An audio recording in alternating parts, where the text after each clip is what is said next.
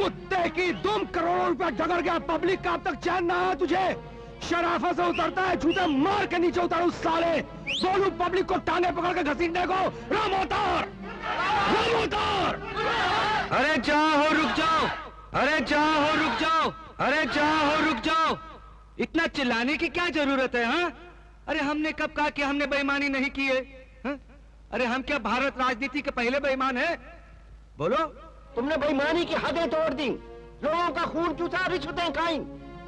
तुम समाजवाद और देश के नाम पर एक कलंक को। समाजवाद? हमारे देश में समाजवाद कहाँ है? हमारे देश में तो अवसरवाद है, जात पातवाद है, कुर्सीवाद है। अरे समाजवाद तो तब आएगा जब आप अपने वोट की ताकत महसूस करेंगे। ये जो वोट है ना, ये कागज का टुकड़ा नहीं है कि डब्बे में डाला और चल दिए। ये वोट तुम्हारे परिवार, तुम्हारे देश, उसकी उन्नति की पर्ची है। ये तो दो धारी तलवार है जो दोनों तरफ से काटती है। ठीक जगह पड़े तो देश खुशहाल, और गलत जगह पड़े तो देश का सत्यानाश।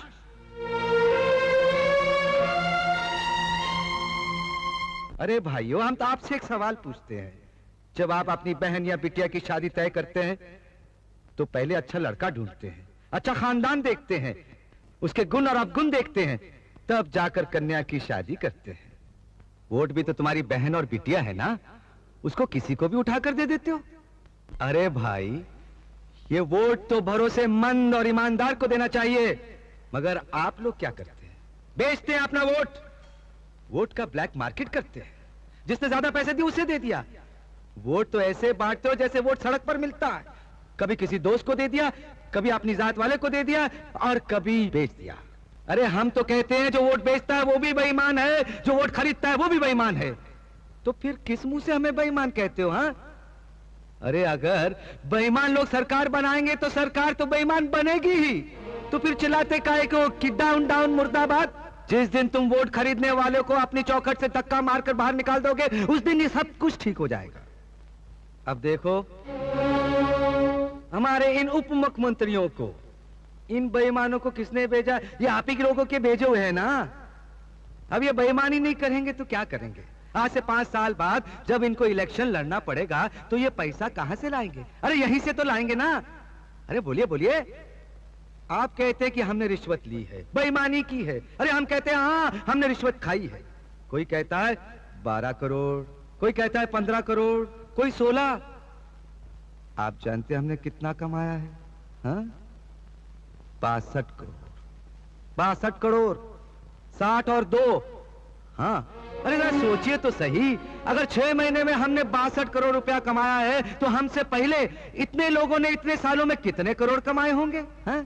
हिसाब लगा सकते हैं आप? अरे जब आप हमारा हिसाब नहीं लगा सके तो उन लोगों का हिसाब कैसे लगा सकते हैं? अरे हम तो कहते हैं उन लोगों से हिसाब मांगो, हम तुम्हारे साथ हैं, हम भी मिलकर हिसाब मांगेंगे। क्यों?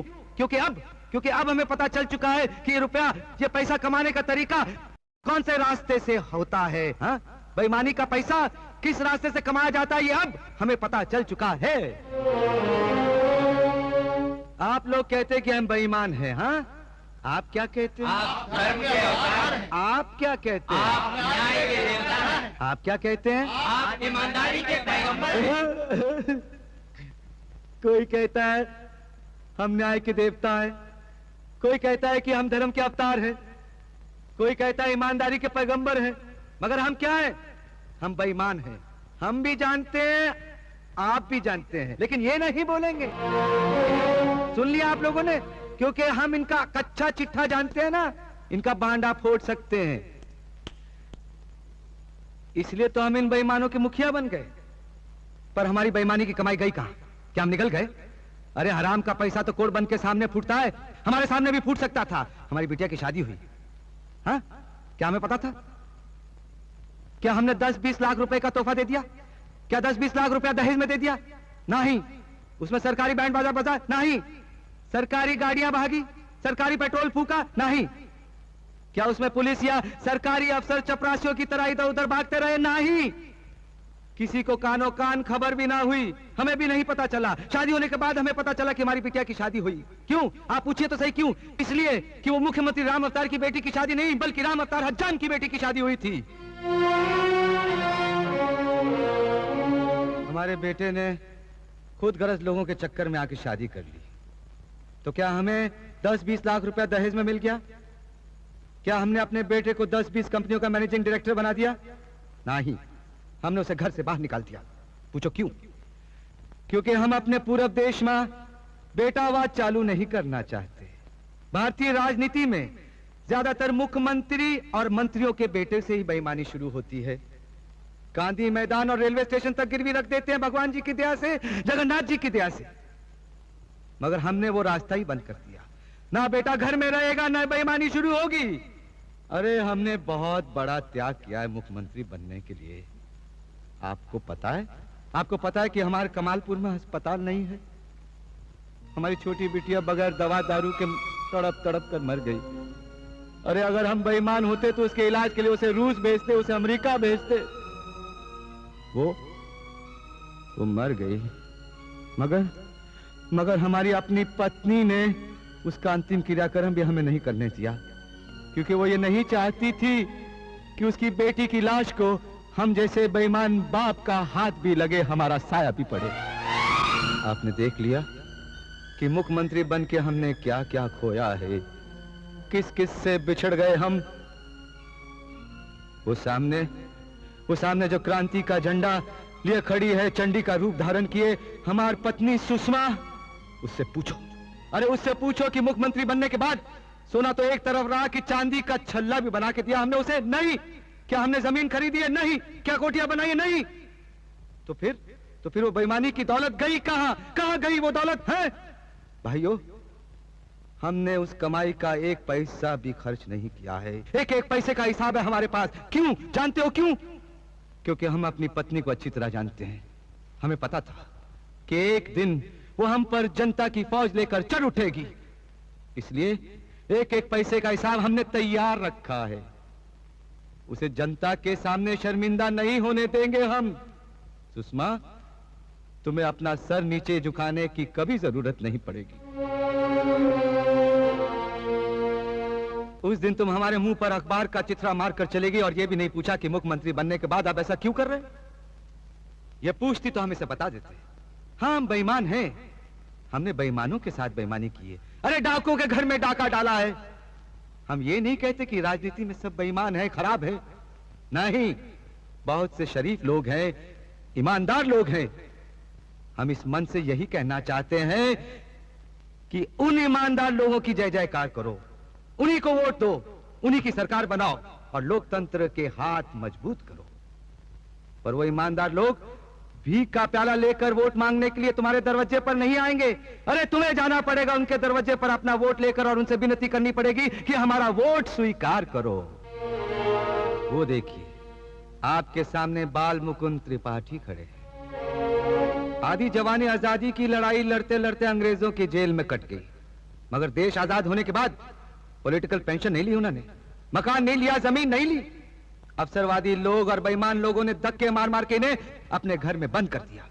अरे ऐसे लोगों को घर से बाहर निकालो, विधानसभा और लोकसभा में भेजो, इसी में देश का कल्याण है। आप लोगों में यही तो खराबी है। कोई बड़ी बड़ी बातें करे, मीठी मीठी अच्छी अच्छी बातें करे, आप धनाधन तालियां बजाना शुरू कर देते हैं, सुनकर खुश हो जाते हैं। ये ताली बजाना बंद करो, ये ताली बजाने का वक्त नहीं है। अरे आपके इस सीधेपन का तो लोग फायदा उठाते हैं। पहले हमसे पूछो, ए राम अवतार, वो 62 करोड़ रुपया कहां है? वो 62 करोड़ हम बैंक में रखा है और ये रही उस बैंक के लॉकरों की चाबियां। 62 करोड़ बैंक में है। अब कहो कि हम बेईमान हैं, रिश्वतखोर हैं, धोखेबाज हैं, बोलो। अगर लोगों को कुर्सी पर बिठाने का हक आप लोगों के पास है तो उनको कुर्सी से घसीट कर नीचे फेंकने का हक भी, ताकत भी आप लोगों के पास होनी चाहिए। ये रही आपकी कुर्सी और ये रही बैंक के लॉकरों की चाबियां। अरे भैया, हम तो एक नाई हैं। हमारा पेशा आदमी के शरीर की गंदगी को दूर करना है, साफ करना है। हम अकेले देश की राजनीति की गंदगी को साफ नहीं कर सकते। ये गंदगी, ये मैल आप लोगों को मिलकर दूर करनी होगी। क्रांति कुमार जैसे क्रांतिकारियों को करनी होगी, बाल मुकुंद त्रिपाठी जैसे गांधीवादियों को करनी होगी। भाइयों, आइए आज जनता की खुली अदालत में इन बेईमानों की किस्मत का फैसला भी हो जाना चाहिए। हरामजादे कमीने नेता लोग, सारा नीचे उतर, घसीट लो इन रिश्वतखोर कमीने नेताओं को नीचे, पकड़ो सालों को।